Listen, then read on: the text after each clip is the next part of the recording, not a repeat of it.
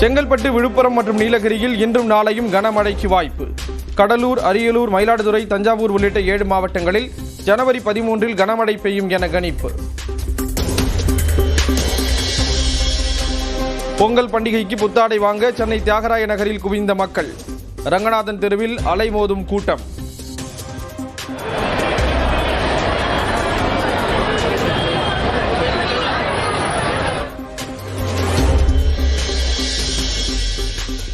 பொங்கல் பண்டிகையை ஒட்டி ஆம்னி பேருந்துகளின் கட்டணம் 3 மடங்காக உயர்வு.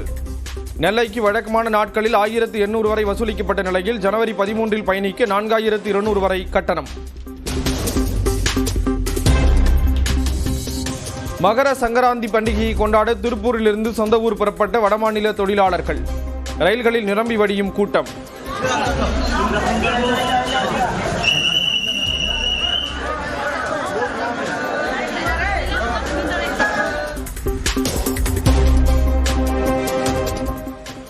தமிழ்நாட்டின் பல்வேறு இடங்களிலும் கல்லூரிகளில் களை கட்டிய பொங்கல் விழா. ஆட்டம் பாட்டத்துடன் கொண்டாடிய மாணவ மாணவியர்.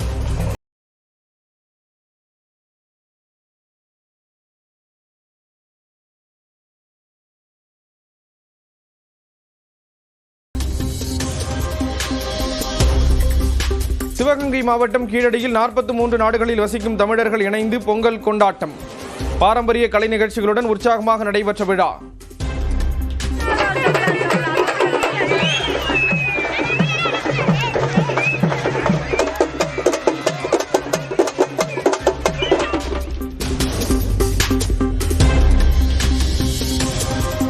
இலங்கையில் கொண்டுவரப்படும் அரசியலமைப்பு சீர்திருத்தங்களால் தமிழர்களுக்கு பாதிப்பு ஏற்படும் அபாயம். இலங்கை தமிழர்களின் உரிமைகளை பாதுகாக்க தூதரக நடவடிக்கைகளை உடனே எடுக்க பிரதமர் மோடிக்கு முதலமைச்சர் மு.க. ஸ்டாலின் கடிதம். பொங்கலை ஒட்டி பெண்களுக்கு இனிப்பான புதிய அறிவிப்பை முதலமைச்சர் மு.க. ஸ்டாலின் வெளியிடுகிறார். திண்டுக்கல்லில் அமைச்சர் ஐ. பெரியசாமி பேட்டி. நல்ல பொங்கல் ஆச்சு, எல்லாம் சாப்பிட்டு கொண்டாடுற நேரத்தில் என்ன ஒரு துடிப்பான செய்தி விரைவில் அரசின் சார்பாக வரும் என்ற நம்பிக்கை.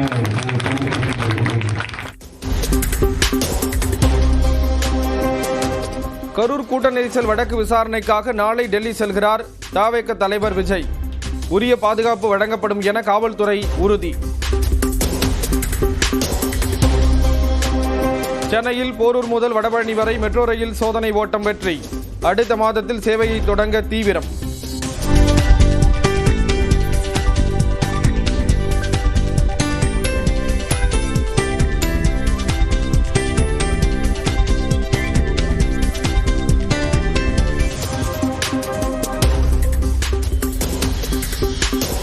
சென்னையில் மீண்டும் டபுள் டெக்கர் சுற்றுலா பேருந்து சேவை. மக்கள் பயன்பாட்டுக்கு நாளை தொடங்கி வைக்கிறார் முதலமைச்சர் மு.க. ஸ்டாலின். குஜராத்தில் சோம்நாத் ஆலய சௌரிய யாத்திரையில் பங்கேற்ற பிரதமர் செண்டை மேளம் இசைத்து உற்சாகம்.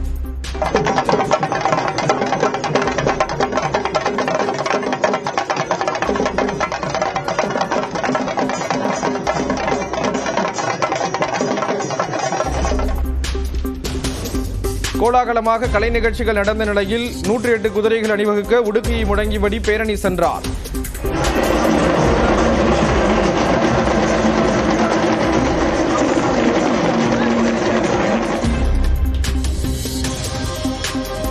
சோம்நாத் கோயிலில் ஆரத்தி எடுத்து வழிபட்ட பிரதமர் மோடி.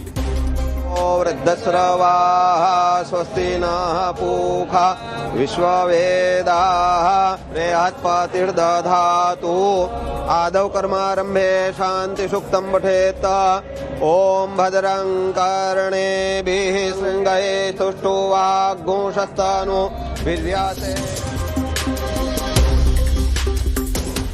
தனது பெயர் புகைப்படங்களை வர்த்தக ரீதியில் பயன்படுத்த தடை கோரி நடிகர் கமல் உயர்நீதிமன்றத்தில் வழக்கு. சென்னையைச் சேர்ந்த நீயே விட என்ற நிறுவனம் அனுமதியின்றி தனது பெயர் படங்களுக்கு டி-ஷர்ட் சட்டைகளை விற்பதாக கமல் குற்றச்சாட்டு. சென்னை நந்தம்பாக்கம் வர்த்தக மையத்தில் கலை நிகழ்ச்சிகளுடன் அயலக தமிழர் தின கண்காட்சி தொடக்கம். செம்மொழியான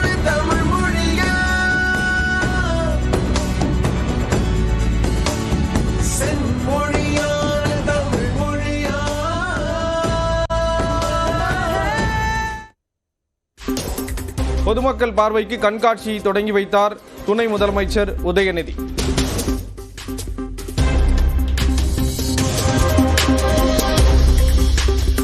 துணை முதல்வர் உதயநிதி திமுகவுக்கு கிடைத்த வஜ்ர ஆயுதம். சென்னையில் திமுக பொதுச் செயலாளர் துரைமுருகன் பேச்சு. உதயநிதி அவர்கள் எங்களுக்கு கிடைத்திருக்கின்ற ஒரு வஜ்ர ஆயுதம்.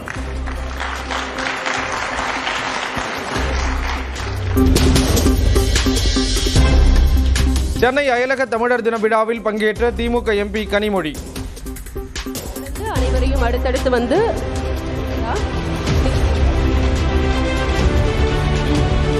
தமிழ் பண்பாட்டு மன்றம் கென்யா உலக ஜேம்ஸ் ராஜ். சாதி மத மக்களை பிளவுபடுத்தும் தமிழ்தான் மக்களை ஒன்றிணைக்கும் என கனிமொழி எம்பி பேச்சு. நம்ம பிரிக்கக்கூடிய அடையாளங்கள் எதுன்னு உங்களுக்கு தெரியும். ஜாதி, மதம், இதெல்லாம் மக்களை பிளவுபடுத்தி பார்க்கக்கூடிய அடையாளங்களாக மாறக்கூடிய அபாயங்கள் உள்ளது. ஆனால் மொழி என்று வரும் பொழுது அது அத்தனை பேரையும் ஒன்று கூட்டக்கூடிய, ஒன்றிணைக்கக்கூடிய, அத்தனை பேரையும் சமநிலையிலே வைத்து பார்க்கக்கூடிய ஒரு அடையாளம் ஒன்றென்றால் அது தமிழ்மொழி. பாமகவின் பெயரை பயன்படுத்தி அதிமுகவுடன் சட்டவிரோதமாக அன்புமணி கூட்டணி அமைத்துள்ளதாக ராமதாஸ் குற்றச்சாட்டு. அன்புமணி மீது நடவடிக்கை எடுக்க கோரி தலைமை தேர்தல் ஆணையருக்கு ராமதாஸ் கடிதம்.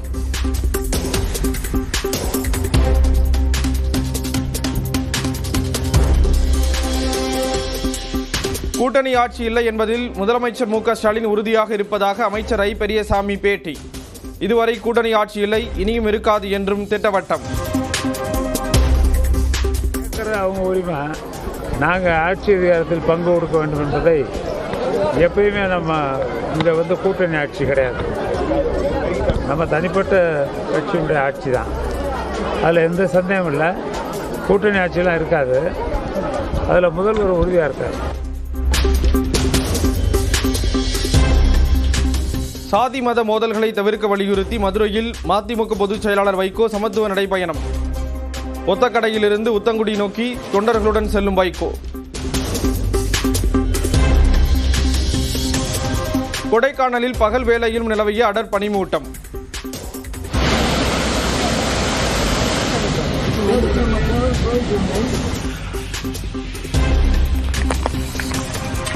கோத்தகிரியில் கடும் பனிமூட்டம் காரணமாக 3 கிலோமீட்டர் தூரத்திற்கு அணிவகுத்து நிற்கும் வாகனங்கள்.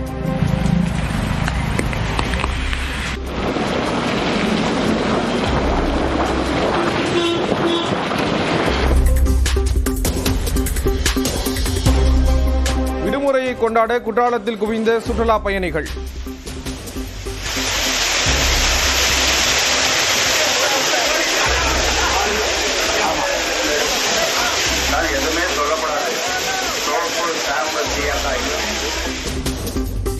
வெள்ளப்பெருக்கு காரணமாக நெல்லை மணிமுத்தார் அருவியில் குளிக்க தடை.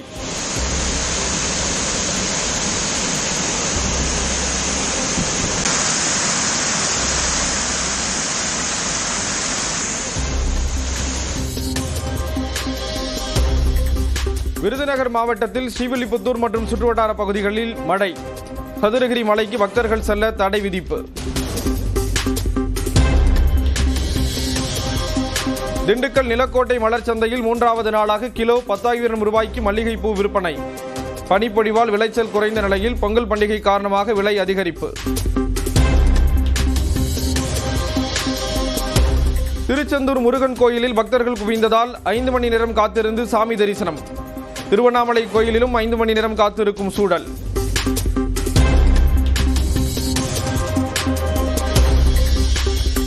அதிக அளவில் மக்கள் வருவதால் சென்னை மெரினாவில் கடலில் இறங்க தடை. தடுப்புகள் அமைத்து கண்காணிக்கும் காவல்துறை. சென்னையில் கடற்கரைகளில் குப்பைகளை போடுபவர்களுக்கு 5,000 ரூபாய் அபராதம். சென்னை மாநகராட்சி எச்சரிக்கை.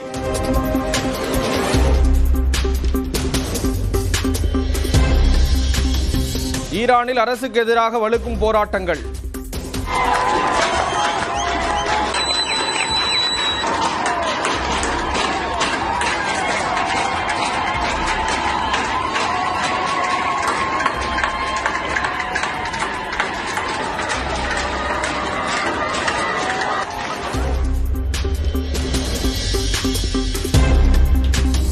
பிரான்ஸ் ஸ்பெயின் எல்லையில் அண்டோரா பகுதியில் திடீர் பனிச்சரிவு. தனது செல்ல நாயுடன் வீராங்கனை அடித்துச் செல்லப்பட்ட காட்சி.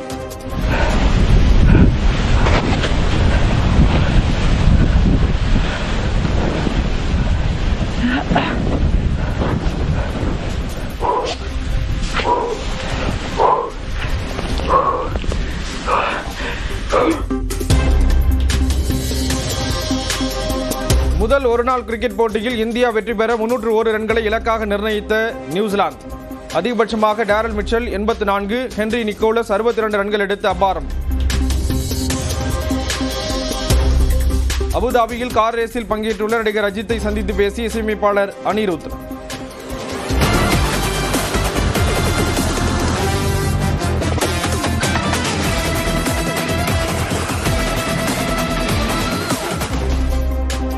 QR கோடு ஏற்பாடுடன் அஜித்திடம் போட்டோ எடுத்து மகிழ்ந்த ரசிகர்கள்.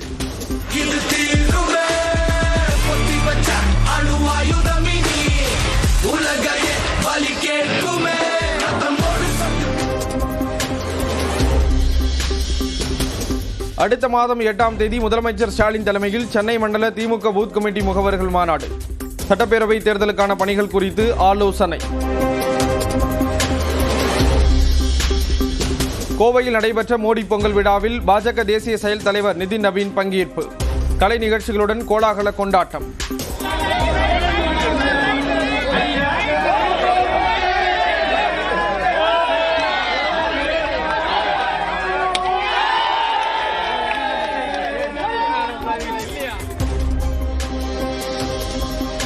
ஊரக வேலைவாய்ப்பு திட்டத்தில் மகாத்மா காந்தியின் பெயரை நீக்கியதற்கு கண்டனம். தமிழ்நாடு முழுவதும் காங்கிரஸ் கட்சியினர் உண்ணாவிரத போராட்டம். வரும் 13ஆம் தேதி டெல்லி செல்கிறார் தமிழ்நாடு பாஜக தலைவர் நயினார் நாகேந்திரன். பாஜக தேர்தல் பொறுப்பாளர் பியூஷ் கோயல் உள்ளிட்டோரை சந்தித்து பேச திட்டம். மெரினாவில் நீலக்குடி கடற்கரையின் 2ஆம் திட்டத்தில் இருந்த 28 கடைகள் அகற்றம். சென்னை மாநகராட்சி நடவடிக்கை.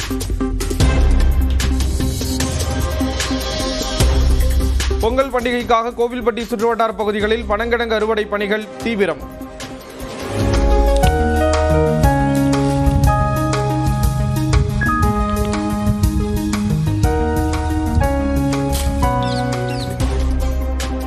தர்மபுரி சந்தையில் 3 கோடி ரூபாய்க்கு ஆடுகள் விற்பனை.